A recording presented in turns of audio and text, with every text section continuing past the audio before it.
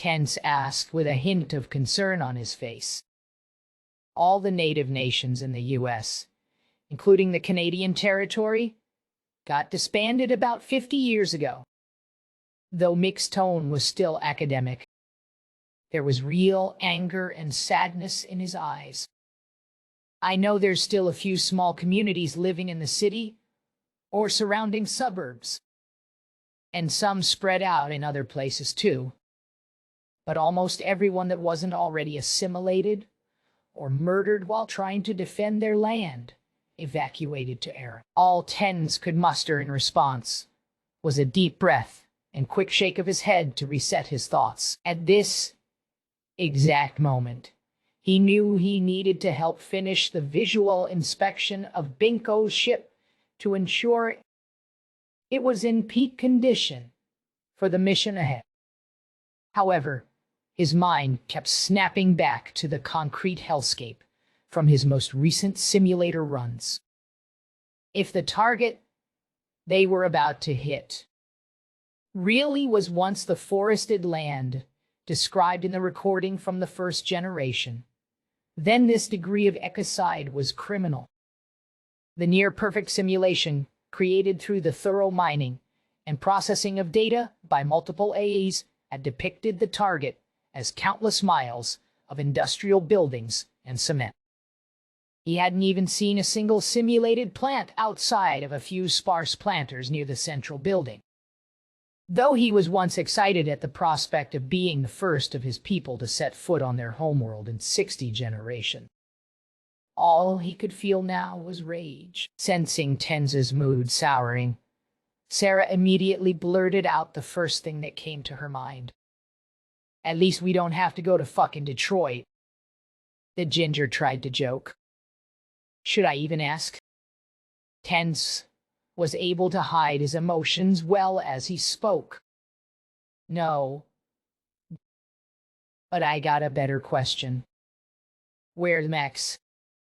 Mick chimed in, while finally glancing around at the docking bay he and Sarah had been directed to. Already inspected and loaded into the drop tubes. This shouted response came from above, though the avian who spoke was no longer visible.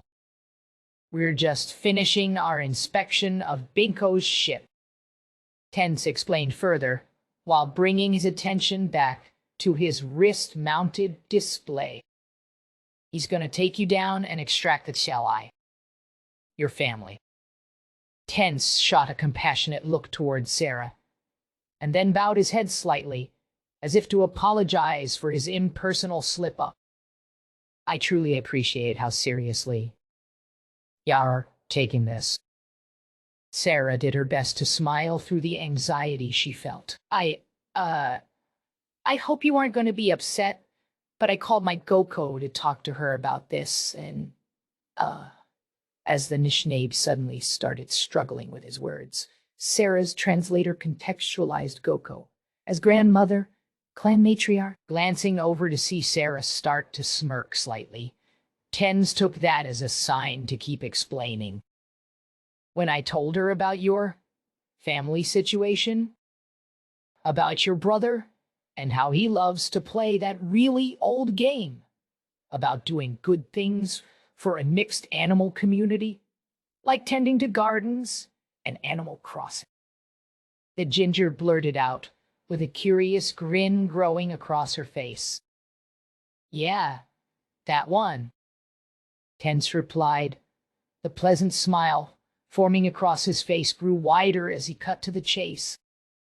I think she already found a way for him to get paid to do that in real life. Goko already reached out to the Garden and Forestry Stewardship Council, got housing arrangements set up, and is calling for a vote to offer both him and your mother permanent residency and citizenship in the Anishinaabe Confederacy, assuming they would be interested, of course.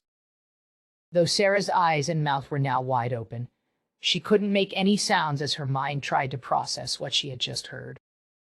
Mick, on the other hand, had already taken a step back after realizing he was in the presence of a real-life alien shuttle and was far too distracted to be paying full attention to the conversation. While Tens was trying to divide his attention between his checklist and giving the woman the respect she deserved, he couldn't help but worry that his grandma had been a bit too aggressive in her impulse to aid others in need. Just before the Anishinaabe could fully stop what he was doing and try to apologize for talking about Sarah behind her back, the Martian chimed in while still looking over Binko's ship. "Hey, didn't you used to tell me how your mom was jealous you got to go to space?" Mick's distracted question caused Sarah to snap out of her shock. She always wanted to see a new dawn. My da even bought the three of them tickets for a week's vacation. Right before, Sarah trailed off as fire built in her eyes. "In that case, she'll love Skegpuen's orbital garden," Tense responded, while still splitting his attention between his list and the conversation. "She'll be one of the first people from Earth to ever see it." "Is it wheelchair accessible?" Sarah asked with a hint of hesitation in her voice. "Ah?" Though the exact form of accommodation wasn't too familiar to the Anishinaabe outside of medical settings, Tens understood the question. The station was built with mobility accommodations in mind. There was a clear smile and nod of confirmation before the man turned back to the ship to finish his inspection. Even suspended buildings, seating areas, and paths are all accessible, regardless of physical capabilities. "Fuck, man, why you gotta make us look so bad?" Mick joked, while still mostly distracted by the ship. "Also, what the hell are these engines?" "Pulsed fusion, ionic plasma, thrusters," Binko responded from on the top of the ship while Tens could only shrug. "Why do you ask?" "I was just wondering how much thrust they can put out." The man stroked his beard while gazing up at the smooth nacelles and massive exhaust nozzles. "Honestly, I'm not exactly sure." The bird suddenly appeared as he leapt from the top of the ship, spread all four of his wings wide to slow his descent, and landed on the floor with a muted tap of his talons. "I think it's over a 2-to-1 thrust to mass ratio, but it's heavily regulated by the initial dampeners. The ship can handle over 100 ms to a velocity change, but I can't." "Fair enough." The man half shrugged while continuing to take in every detail of the ship. "Why, what kind of forces are we going to feel?" Sarah asked, the hints of concern still in her voice. "I'll keep it under 30, Binko replied, while taking a step towards Sarah and reaching out to place one of his claws on her shoulder. "Unless they say no, I'm considering your family part of Eagle Clan, and will treat them as such. We'll get them out fast, but not so fast that they get hurt." The way the translator contextualized the Nishnaabean phrase, "no dotem" as Eagle Clan implied to Sarah that it was a very good thing. The woman, however, had absolutely no idea what that meant. Despite that mild confusion, she could still feel compassion in the way the bird touched her shoulder, though the physical action was so gentle and the claw so light that she hardly even perceived it. Her soul could feel the comfort the gesture was intended to impart. As she carefully placed her hand on the surprisingly soft and smooth feathers that partially covered the avian's claw, the simple act of kindness helped calm the turmoil in her mind. Even if she didn't fully realize the implications of being adopted into a Anishinaabe clan, Sarah could now see the fire burning in Binko's deep blue eyes. When the Binko finally pulled his claw away, Sarah had a faint yet genuine smile on her face. "Not gonna lie, I'm kinda jealous now," Mick joked, while shooting a wink towards the redhead. I want to be adopted by Tenz's clan. I thought you said you were already in a clan? Tenz asked while marking off the final item on his list and turning off the display. Yeah, but they're not quite the same. The bearded man was still trying to take in as much of the ship as he could. While he explained, some people take it more seriously than others, and there is some cultural stuff associated with different tribes and clans, but it's not the same anymore. After colonization, well, I could sign you up for a course on colonialism and its long-term consequences, but that shit is just depressing. I think I'll pass on that. Tense replied with a light shake of his head. Doesn't sound like fun. But what does sound like fun is dropping on a den of tyrants and wreaking havoc. The hints of rage slipping into his voice caused the redhead to twitch slightly. Do they know we're coming? Sarah asked in a low tone. Oh, course, Binko replied, while beginning to walk toward the ramp leading to the interior of his ship. We told them that they fucked around and are about to find out. The more they resist the consequences of their actions, the worse it will be for them. ATX is absolutely furious right now. The Nishnab's expression became deadly serious. She lost 6 contractors in one night. That's how many people we've lost over this entire 4-year deployment. So, wait, they know we're about to come kick their door down? The ginger now had a note of serious concern in her voice. It doesn't matter. It isn't like they'd actually be able to do anything about it. Tense retorted with a light chuckle. The AIs have already penetrated their networks and are going to disable all the automated defenses when we drop. And Harv is covering us in the Corintha's dagger, so we'll have total fire supremacy. All they'll have is manned systems, none of which are actually a threat to us. But what if they... Sarah's voice trailed off as her expression suddenly became enraged. Seeing the pain in her eyes, it was Tense Buse's turn to comfort the woman. No one, not even Gabriel, could protect them from Axika's wrath.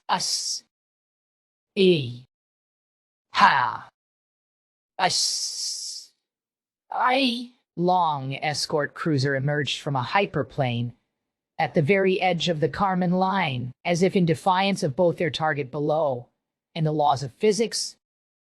The massive pillar of metal came to a complete halt and simply hovered in place on the very edge of space.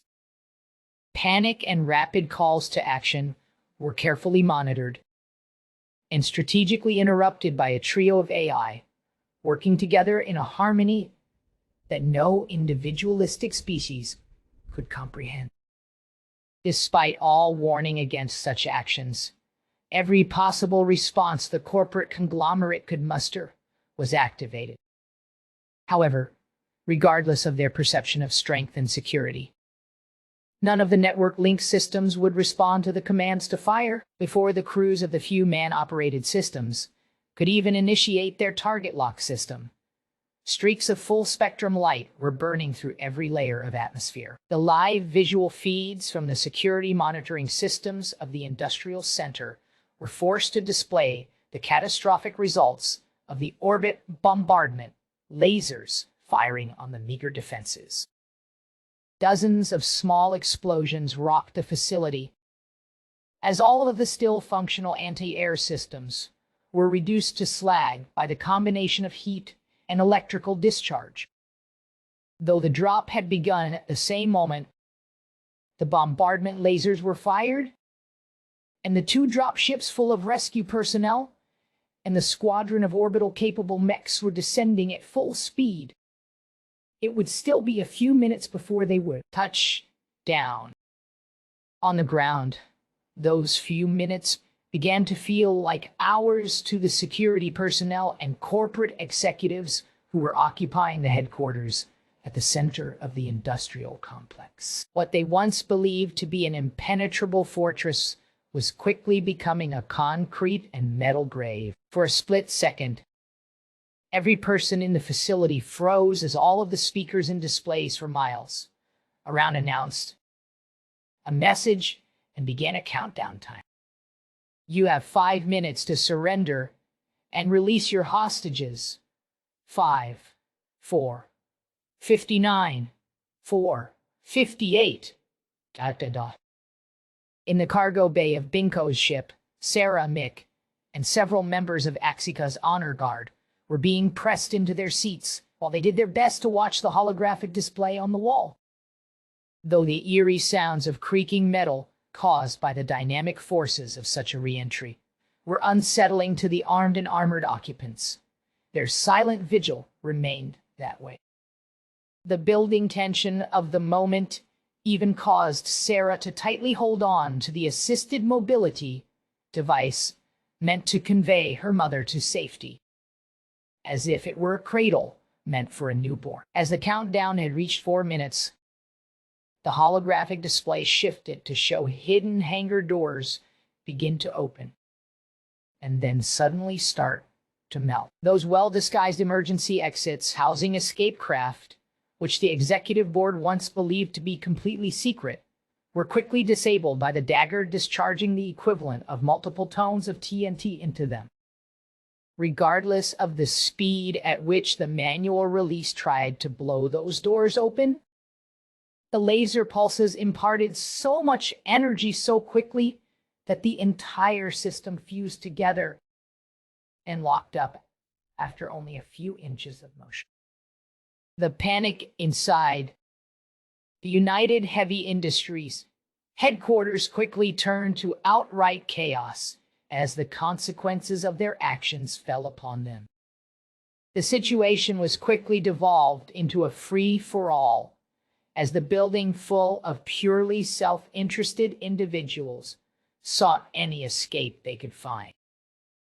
Trillions of euro dollars worth of defensive assets had been rendered completely worthless so quickly that none of them had time to process what was actually happening. Just as the countdown reached the 3 minutes mark, a deep yet feminine voice shook the complex, with every single speaker blaring in unison. To all UHI security personnel, this is Sub-Admiral Hervria of Tenyayash. If you stand down your arms and cooperate with my personnel, you will be fully financially compensated for your actions. You have until my personnel arrive to make your decision. Once again, the facility fell completely still for a moment, while the offer that could not be refused was considered. As the echoing countdown continued to call out, the chaos suddenly became far more controlled, as a unanimous decision was reached without a word needing to be spoken. In an instant, the AIs, who were still in complete control of the security systems, began giving individualized orders to every single security guard on site. When the speakers called out 1 minute, a camera feed showing a group of 4 unarmed and quite nervous-looking men appeared on the wall-mounted display inside the cargo bay of Binko's ship. They were quickly making their way down a wide hallway and suddenly stopped to greet a pair of equally nervous guards who had seemingly thrown all of their weapons as far down the hall as they could.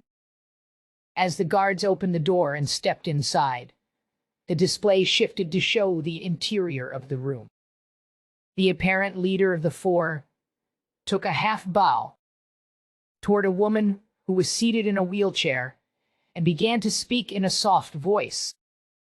Ma'am, your daughter is here to pick you and your son up.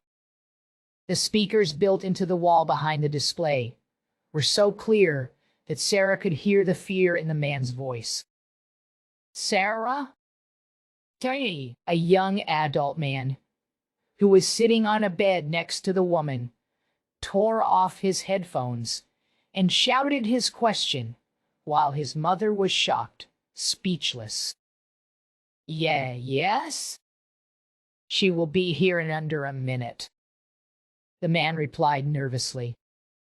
Please gather your things and pack quickly. We? He stopped to take a breath and collect himself after a small sound came from his earpiece. We are here to help in any way we can and escort you to her. I absolutely promise you will be safe. All Sarah could do was smile as she watched the four men gently assist her mom and brother with as much compassion as they could muster. She could feel the strain of re-entry slowly fade alongside her worst fears and anxiety. While watching the men finish packing and begin guiding her family to her, Sarah was transfixed. It was only when the craft came to a sudden halt and the sensation of deceleration disappeared completely that she was finally able to snap herself away from the screen. In perfect unison, the power armor-clad honor guard rose from their seats and formed up, shields at the ready, at the slowly opening bay door. By the time Mick and Sarah finally stepped out of the bay and caught the acrid smell of industrial air, they could see the situation was completely under control. A circular formation of Mick's mechs, currently being operated by Tens and his team of Quasar pilots, had created a defensive perimeter around the entrance to the building. As the honor guard fanned out to secure the area, almost every human security personnel was already on their knees, with their hands raised and weapons discarded. The only ones who weren't had been tasked by the AIs with arresting the UI executives. In the few moments it took for Sarah to fully take in the context of her surroundings, she heard a familiar voice call out to her. Within 8 minutes of the initial laser volley being fired, Sarah was hugging her mom and brother for the first time in years. The Gardens of Deathworlders, Part 17. This could be considered a declaration of war. The human general seethed as he shouted at the Quasar fleet admiral through the communication link. You attacked one of our facilities, and so you admit that Yuhi and Starnet are yours, which implies they were operating under your legal authority when they attacked my contractors and kidnapped protected individuals. Axigaya cut the man off with a flat but incredibly intimidating tone. Kidnapping? How dare ye? The human tried to raise his voice towards the admiral before she cut him off again. Yes, kidnapping General Andrews. You, your governments, and your corporations were all made aware that we had placed Ms. McCree's family under our protection. Though the admiral was speaking in a very calm and collected manner, her voice deepened at the insolence of this man. That means you are either incompetent and incapable of controlling your piratical corporations, or you are directly sponsoring them. There was a moment of silence while the two high-ranking military leaders stared each other down through their screens. While Axica was sitting in her comfortable, well-adorned office on board her ship, General Andrews was hiding deep underground in the most secure site on Earth. 20 minutes after Corintha's dagger had burst from its hyperspace lane and began its mission, military responses had been activated across the globe. However, just like at the UE headquarters, every single network-connected system had been rendered completely inoperable less than 45 minutes after the rescue mission had begun. Before the manned and network-isolated system could be fully activated and engage the aliens, the ship was already in a hyperspace lane and heading back to the Hammer, with all passengers safe aboard. After rushing to the safest place he could think of, the general had demanded an audience with the admiral to explain the operation. And now that he was speaking directly to her, the man was starting to regret it. Piratical, the general scoffed in an attempt to keep up his bravado. The Galactic Community Council definition for piracy is somewhat analogous to your government's definition of terrorism. Mia Corva chimed to do her duty and give the context that Axika couldn't be bothered with.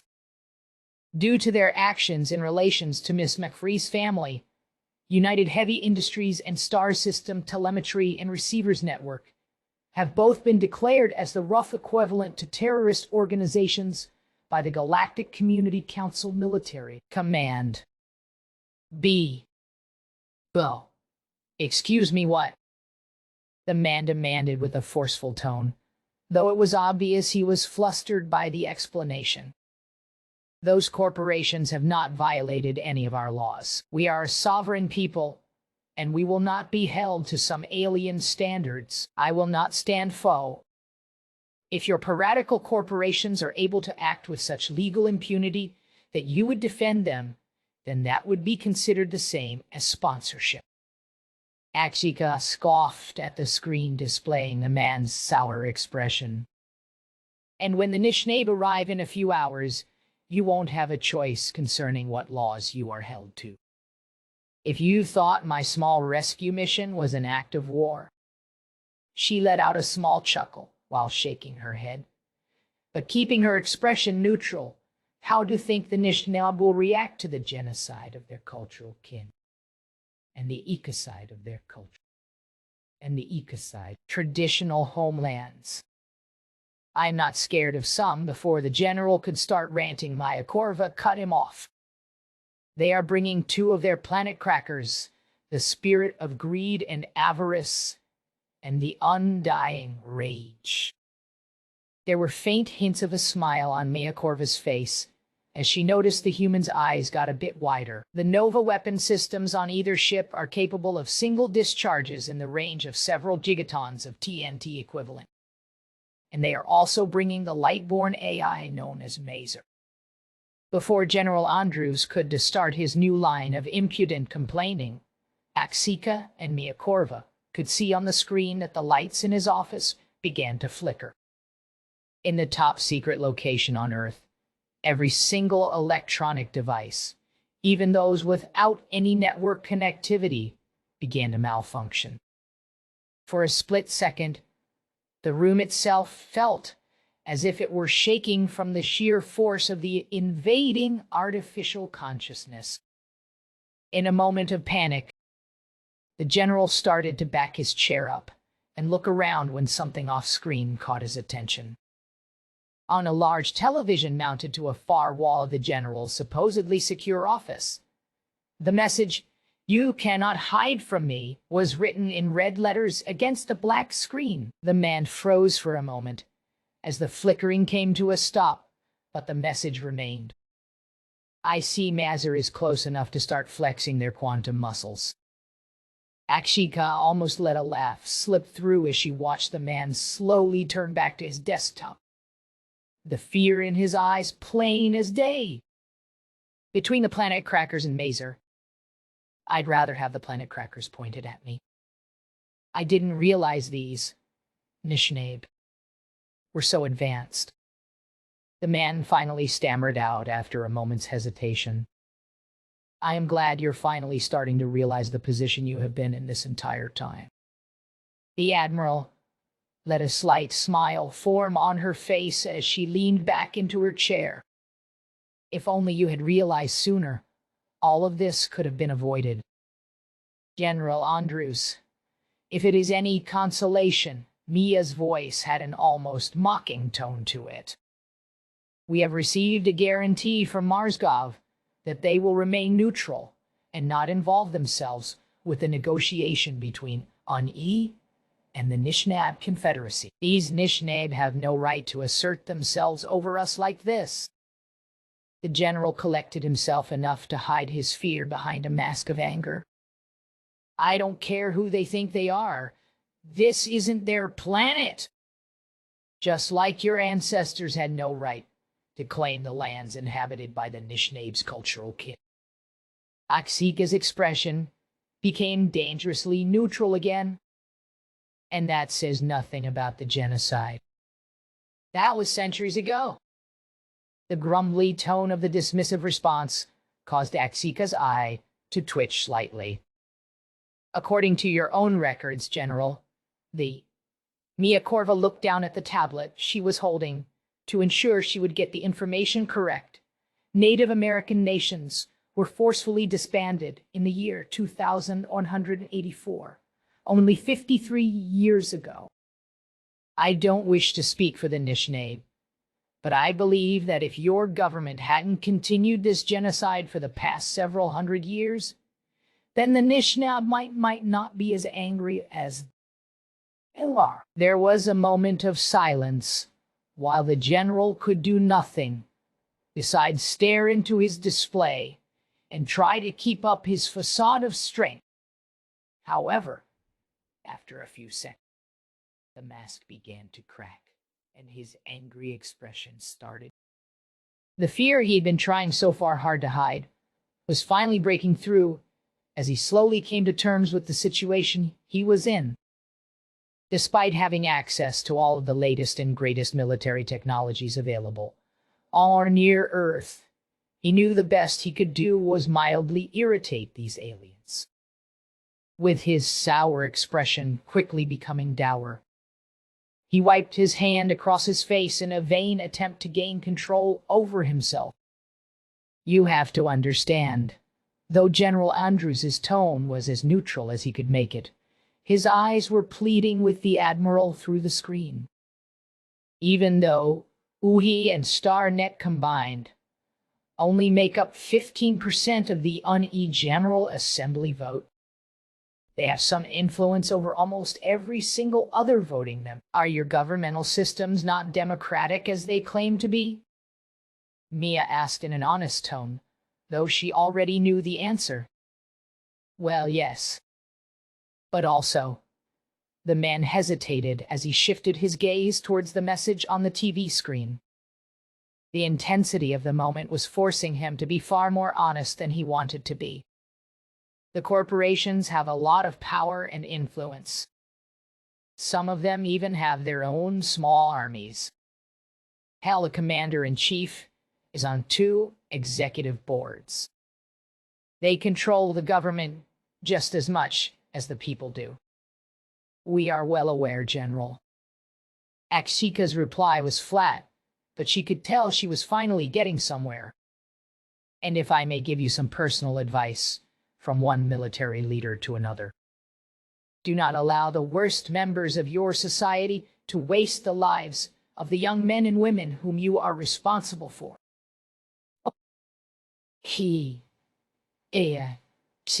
My boy, how was your trip? Is that young Ms. McCree with you? How is your family doing, my dear? The jovial tone and compassionate expression of Old Man River forced a smile on the relatively young faces of those on the other side of the call. Before either Mick or Sarah could respond or begin introducing the third person in the group, the elderly man continued. And who is this? One of the Anishinaabe? Aho, young warrior? Nijin. Na?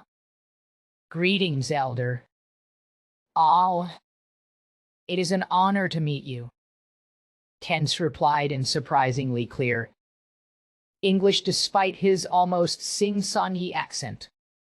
Tense. This is the president of Aram, and my grandpa, Karl Marx River. But everyone just calls him Old Man River. Old Man. This is Ten's views of the Anishinaabe. Mick patted Ten's on the back with one hand and motioned towards the display screen with the other. Young man, I promise you, the honor is mine. As you can probably guess, I have so many questions for you. But first, the excitement on the gray and wrinkled face as Old Man River spoke reminded Tens of his own elders back home. However, as the old man shifted his attention slightly to Sarah, his voice went from excitement to sincere concern. Ms. McFree, my dear, how are your family? Please tell me your mother and brother are safe now. Yeah, they're all right now, Sarah confirmed with a relieved smile. They've been taken to medical to get checked up by the staff here on the Hammer. I don't want to get my hopes up, but they sort of implied the damage wasn't as serious as those corporate doctors made it seem. When our medical ship arrives, they'll probably have her walking again in a week. Tense confirmed with a smile while switching back to Nishnabuan. I broke my back when I was a kid and was running around again 3 days later. I am deeply relieved to hear that. A weight seemed to slide off the old man's shoulders as he leaned back into his chair, and the wide smile returned to his face. But now I have even more questions for you, young warrior. The Nishnab are absurdly advanced. Mick burst out with a deep chuckle. You should see this guy's power armor and mech. We've had lots of help throughout the years from many wise teachers. Tense bashfully replied. Without Nan Mazer and the Kayamayak, my people and I wouldn't be able to return in the capacity we are. I have spoken with one of your elders, Mosh, I believe his name was, and a representative of the Kiyam-i-ik. The old man had a strained look on his face as he tried to pronounce the name of the beaver otter-like species. We may already have some in-person meetings planned after they get here in a couple hours. But speaking of wise teachers, he turned his attention towards Mick. When the hell are you getting back here, Mickey? I've got a mob of physics nerds ready to kick down my door to sign up for your classes. Ah, shit. We may need to call the security then. Mick burst out laughing at his own joke. And I hope Nan finishes my damn ship soon, 'cause we're gonna need a distraction. Those nerds are gonna riot, and they find out the singularity enforces a ban on quantum vacuum research like the shit I pulled. Damn, Mickey. The hell they do to make you finally follow the rules? The grandpa's sarcastic rebuttal was accompanied by billowing laughter. Bribed me with a ship bigger than a new dawn. Though the man was still laughing as he answered, it was the truth. They're even giving me one of their wormhole drives, on top of the normal subspace and hyperlane drives. Yeah, serious. Sarah interjected with a somewhat shocked expression. Yeah, really expect us to believe you are just gonna do what they told? Yeah. Well, yeah. Mick suddenly looked somewhat embarrassed. I mean, the only reason I didn't accidentally set off an unstoppable quantum collapse was because Espen did some weird shit with the core and shielding before the reactors could fully saturate. Apparently, accidentally creating mass energy has some unforeseen, potentially universe-ending consequences. What the hell, Mickey? That wasn't in your safety report to the ethics board. Old Man River half shouted. Oh yeah, I thought you couldn't make mass or energy. Only convert between 'em. Though Sarah had been a management major, that one was of the few she had remembered from her mandatory physics courses. That explains why Nan has been so excited recently. Tense commented as he started to realize the implications of what the Martian had done. If you actually created mass energy, it makes sense that the singularity would take such a serious interest. Yeah, Nan seemed really stoked when I passed my research off to him. Mick shrugged, while thinking back to the expression on the robotic being's face when they saw the equation written out on various whiteboards. Even said they'd share the tech if they could figure out how to replicate the drive. I just hope they ain't bugging Espen about it. I want her to fully awaken in peace. Ah, that's right. I have a new great-grandchild. The old man's voice was bubbling with excitement. I can't wait to meet the first AI of the River family. Huh? Tense couldn't help but be confused by the way the elder was reacting. We consider the person, or people, who wrote the initial algorithm for an AI to be that AI's parent, or parents. So, Espen is basically my child. Though Mick's simple explanation made sense in Tenz's mind, the thought of an AI having a human parent was strange to him. Oi, but have ya heard from 'em yet? Sarah interjected. Are they going to be terrifying like that other one? Mazer, I think. Nah, not yet. Mick looked somewhat disappointed as he answered. Quickly turning his attention to Tenz, he asked the question that had been in the back of his mind for a few days now. Why the hell is Mazer like that? That was seriously scary as hell. How they just shook the ship as they spoke. Honestly, I think Mazer just does that because they think it's funny. Though the Nishnab flinched slightly as he spoke, he was being honest. They can go from as soft as a light summer's breeze to as imposing as a black hole. It's just based on their mood at the time. And I think they're really pissed off right now. Is that something we should be concerned about? The old man's face suddenly showed the same seriousness that had taken over his voice. Seeing this, Tenz immediately tried to set the elder at ease. Oh, no, no, no. They aren't a threat or anything like that. There was a moment of hesitation before Tenz continued. Well, at least not a threat to you.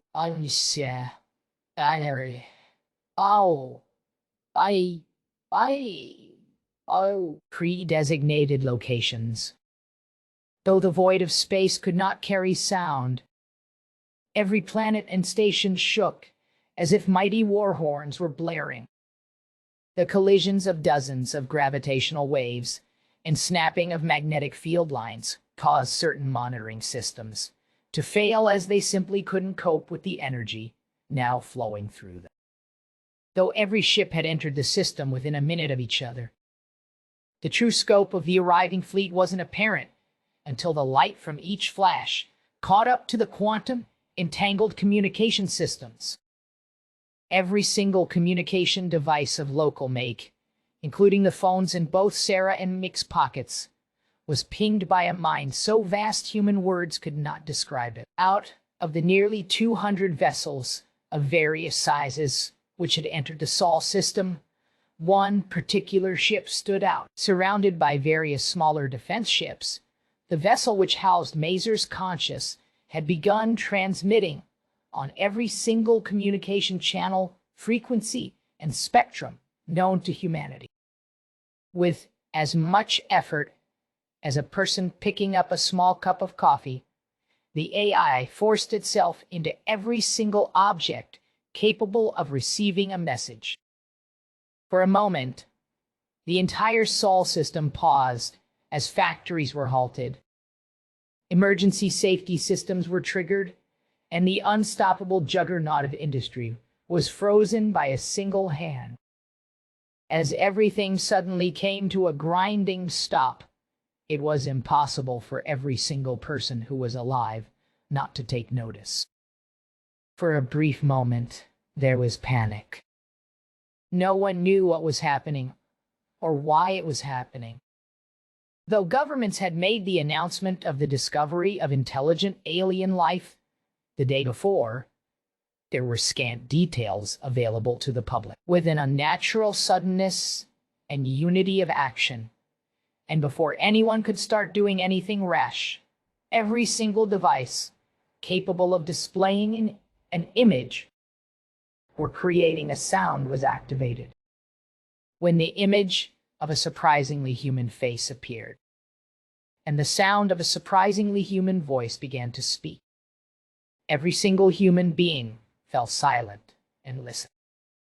This message is for every single member of the human species. My name is Mazar, and I am here to both welcome you to the galaxy as well as give you a warning. But first, allow me begin with this. You are all loved. You are all beautiful. And you are all, every single one of you, capable of truly amazing things. However, it pains me to say that I know what else you are capable of. As the message began, the words were translated into every language on Earth so that all people all around the world would receive it. Nearly 1,200 years ago, a small group of humans were abducted from the region of your planet known as the Eastern Woodlands of North America by a group of prolific slavers. When Galactic Community Council, military command forces, responded to a strange distress signal, they discovered that these abducted humans had successfully broken free of their restraints, slaughtered their captors, freed all of the other slaves on board, and taken over the ship in an attempt to return home. Though that could not be allowed due to concerns over technological and cultural interference, these humans took to their new circumstances with such grace that it inspired others, myself included. That was the day the galaxy was introduced to some of the greatest potential it has ever seen. The potential for both unimaginable kindness and consideration, as well as inconceivable destruction. The all-encompassing voice paused for a moment to allow the denizens of the Sol system to process what they had just heard, giving just enough time for the words to sink in, but not long enough for people to get distracted, Mazar continued. Over those 1,200 years, we have been watching your species grow and develop from afar. We watched as you cured diseases, ended hunger, fought nobly for causes that made us truly proud, and worked together to escape the nearly crushing gravity of your homeworld. Your species, your people, have accomplished leaps and bounds in scientific understanding so quickly that some even questioned if you were getting outside help. And then, just 17 days ago, not only did a human break the light-speed barrier and thus ascended your entire species onto the galactic stage hundreds of years before we predicted, but he did so in a way that has never before been accomplished in a billion years of recorded galactic history. If life were simple, I could end here and welcome you all with open arms. However, if there is anything I have learned about humanity, it is that you are quite a complicated species. Though honest praise was felt in the hearts of every single person across every ship, station, and celestial body in the system, that warmth didn't last long. As the AI shook the world with their words, their tone was slowly becoming saddened. It is important to know that every species has committed some form of atrocity in their past, whether that be internal or external conflicts. No one can truly claim to be free of horrors. However, the amount of blood used to write your history, the unfathomable quantity of skeletons in your closet, your utter disregard for the personhood of your fellow human beings. No words can describe to you the rage I feel at seeing what you have done to one another. While I was blessed with the opportunity to live with the Nishnate, the descendants of those abducted humans, as they grew and prospered for generations, I've also been forced to impotently watch as their cultural kin were slaughtered, oppressed, and eventually forced to become refugees on a lifeless, airless rock. Everywhere I look on your planet, I see similar stories of unnecessary pain, suffering, and hardships. The only thing that has held me back from intervening before now was the moral and ethical obligation to give you an opportunity to mature as a species and right your own wrongs. Sadly, that opportunity has ended, and the Galactic Community Council must act. Humans everywhere were so quiet that a pin drop could be heard as even the wildlife went quiet, and seemed to be intently listening as well before the past 1,200 years of history were made public. The Nishnade Confederacy had built up a welcome package for your people that would have seen you exploring the stars alongside them within just a few years. They sacrificed to ensure your place among the stars was already guaranteed. However, as the one human political body the Galactic Community Council can actually trust, they will now be forced to take over full legal controls over any interactions between humanity and the rest of the galaxy. Representatives of the Elders Council will be reaching out to all of your governments with relevant information regarding how to move forward. I will also personally be ensuring that no violence occurs or military actions are taken during this quarantine period. Assuming you have a device capable of accessing your internet, I will also ensure that every single person has complete and unfettered access to all publicly available knowledge concerning the galaxy at large through the Nishnab Communications and Information Web. Mazer had to disconnect their consciousness from their projection for a moment to hide the smile that formed on their face as they sensed over 1 billion people reaching for phones, tablets, or computers to quench their insatiable curiosity. Even in the face of all of this, these adorable little primates couldn't help themselves. They wanted to know everything the universe could teach them.